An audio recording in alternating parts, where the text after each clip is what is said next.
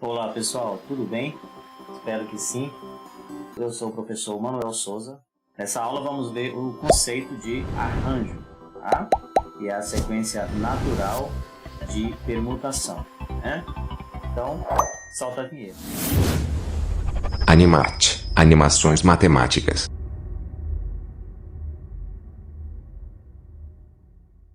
Bom, o arranjo seria uma continuação de permutação na medida em que, assim como na permutação, o arranjo também precisa ser ordenado, né? A ordem faz a diferença. Porém, nós vamos ver que nas situações problema, onde se trata de arranjo, é que é uma permutação condicionada, digamos assim, né? Se na permutação nós utilizamos todos os elementos, no arranjo nem sempre, tá? Mas a gente vai ver isso com mais detalhes daqui a pouco, tá? Então, vem comigo, vamos trabalhar. Ó, nós vamos começar com essa situação em que diz assim, ó, em uma reunião de um condomínio residencial, né, e foi realizada uma votação para definir os cargos de síndico e subsíndico do prédio. 4 moradores,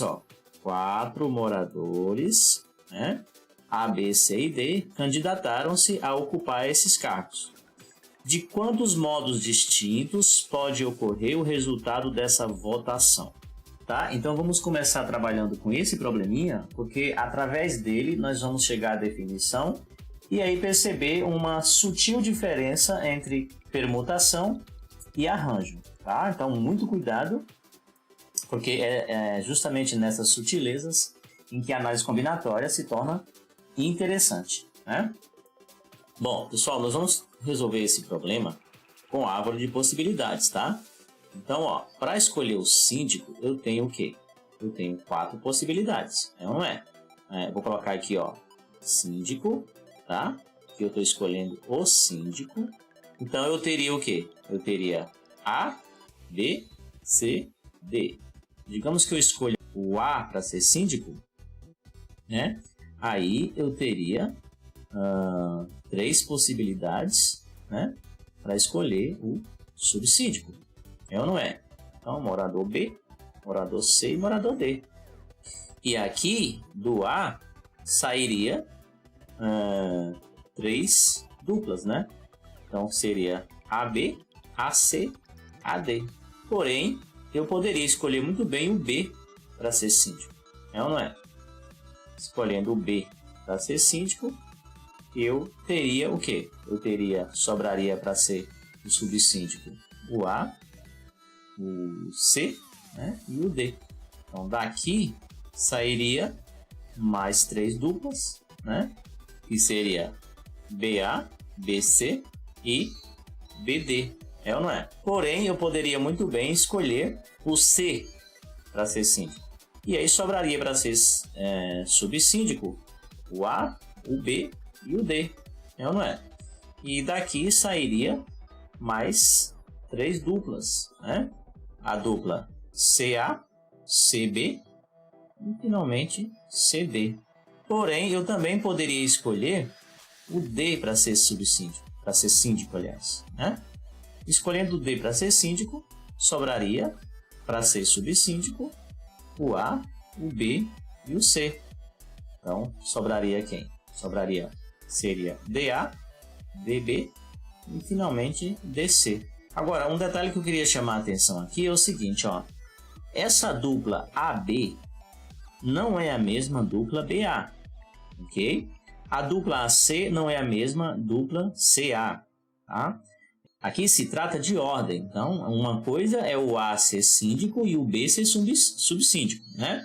Outra coisa é o B ser síndico e o A ser subsíndico, né? Uma espécie de vice, como eu falei. Então, por isso, tomar um cuidado aí com a questão do arranjo, porque o arranjo, a ordem faz diferença, tá? Então, se a ordem faz diferença, AB não é a mesma coisa que BA, ok?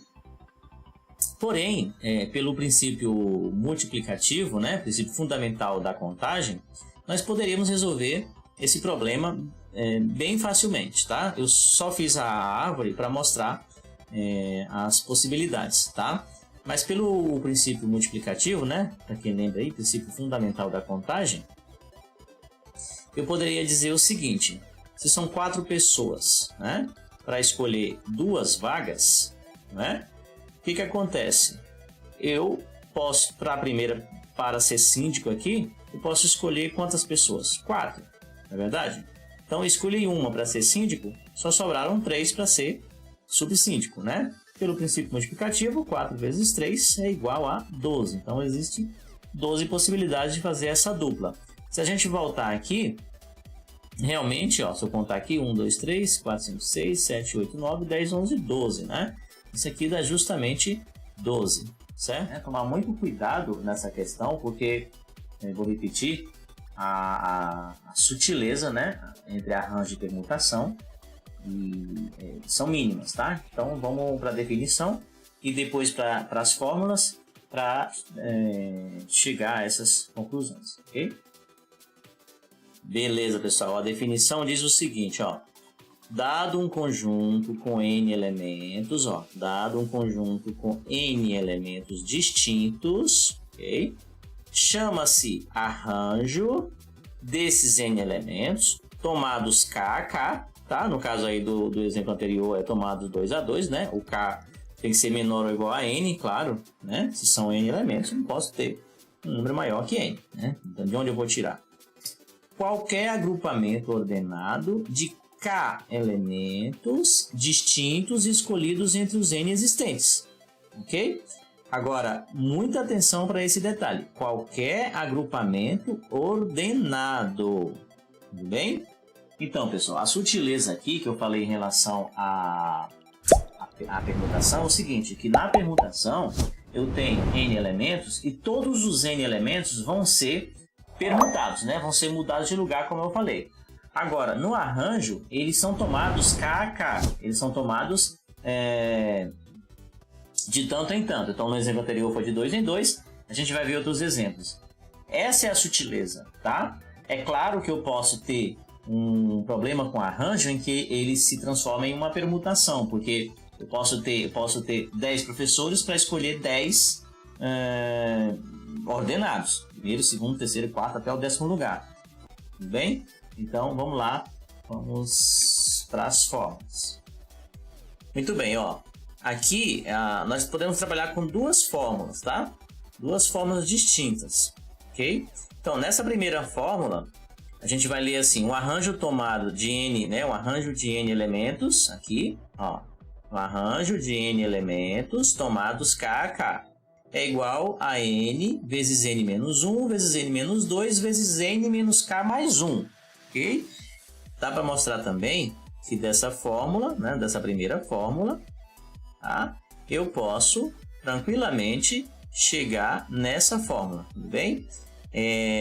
Porém, a ideia aqui não é demonstrar, não é? A aula ia ficar muito longa, então o que vocês vão ver mais como fórmula de arranjo é essa aqui, né? Essa fórmula 2, que é n fatorial dividido por n menos k fatorial. Mas no fundo, daria a mesma coisa, tá? Eu vou, para mostrar a vocês que dá a mesma coisa, eu vou resolver o probleminha lá do condomínio, utilizando as 2 fórmulas aqui mesmo. Bom, pegando aquele exemplo lá, fica assim, né? Arranjo de 4 tomados 2 a 2, é ou não é? E aí, o que acontece? O K, né, o K elementos aqui, é que vai me dar a quantidade de fatores, tá? Nesse caso aqui, 2 fatores. Então, eu começo sempre com o N, tá? E aí, como só falta mais um fator, eu olho lá para o último. Não, quem é o último? N menos K mais 1. 4 menos 2, 2. 2 mais 1, 3, né? Então, 4 vezes 3, 12, tá? E assim sucessivamente, se esse K aumentasse, tá bem? Agora, utilizando aqui essa segunda fórmula, tomando esse mesmo exemplo aí, um arranjo de tomados 4, 2 a 2, então seria o 4 fatorial, ou não é? Aqui embaixo seria 4 menos 2, né, fatorial. Então ficaria 4 fatorial dividido para 2 fatorial, né? Como nós vimos lá na aula passada, desenvolve o 4 até chegar no 2, né? 4 vezes 3 vezes 2, até chegar no maior, embaixo. cancela os dois, então 4 vezes 3 vai dar 12 de qualquer jeito, né? Então tá aí. Só mostrar a utilização dessas formas.